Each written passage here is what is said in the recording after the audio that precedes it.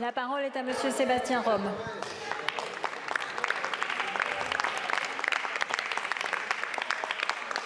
Madame la Première ministre, avec 1349.3, vous avez démontré votre incapacité à trouver une méthode démocratique qui fasse République.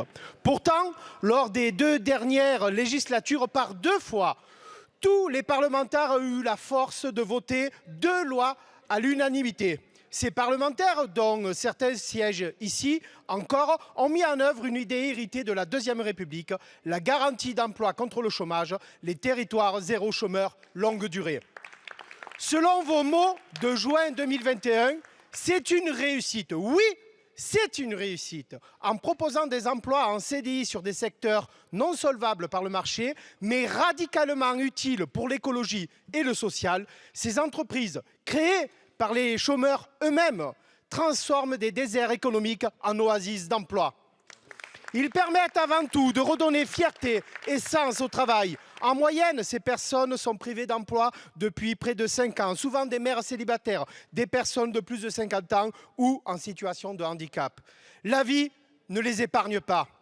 Elles ont vécu vos lois, plein emploi et retraite, comme autant de claques en pleine tête, les désignant comme des citoyens de second rang. À l'Odève, zone rurale, quartier prioritaire, centre-ville, sur les 80 premières embauches, une seule personne avait une voiture. Une seule. Aujourd'hui, ce sont plus de 150 personnes qui étaient empêchées de travailler, qui ont un CDI. Que dites-vous à la centaine, aux milliers de personnes en France qui attendent un emploi dans leur commune, à celles et ceux qui vous écoutent ici, au balcon ou juste à l'extérieur de l'Assemblée? Restez à la porte, attendez, vous serez bientôt sanctionnés?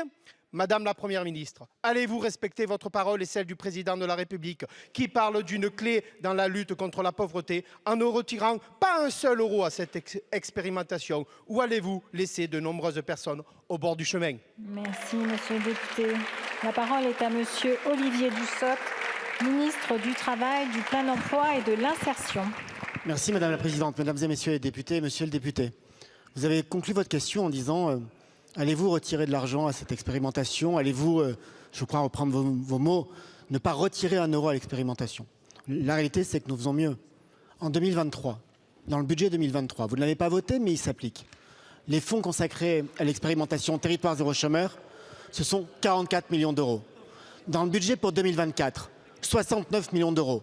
Une augmentation de 50%. Parlez-moi de baisse de budget après ça. 50% d'augmentation. Toutes les structures d'insertion par l'activité économique aimeraient avoir la même augmentation, quand bien même nous arrivons à 1,5 milliard. La deuxième chose que je voulais vous dire, c'est que nous avons, monsieur le député, eu des contacts. Madame la Présidente. Merci Madame la Présidente. La politesse n'a toujours pas gagné les bancs de la France Insoumise. Monsieur le député, nous avons eu des contacts. Nous avons eu des contacts avec l'association Territoire Zéro Chômeur. Vendredi, mon cabinet a dit à l'association que si le pilotage de cette expérimentation était amélioré, nous pouvions trouver 10 millions d'euros supplémentaires en 2024. Ils ont refusé. Troisième chose, il y a une évaluation sur les conditions de mise en œuvre et une évaluation sur une des conditions, un des engagements pris par l'association au niveau national qui était créé de la valeur à hauteur de 6 000 euros par emploi. En fonction de l'expérimentation, en fonction des territoires habilités, nous continuerons à soutenir. Mais le budget de l'État n'est pas sans fin. On ne peut pas décider d'un budget de l'État uniquement par les demandes de ceux qui peuvent en bénéficier. Il nous faut du pilotage, il nous faut de la régulation. Merci.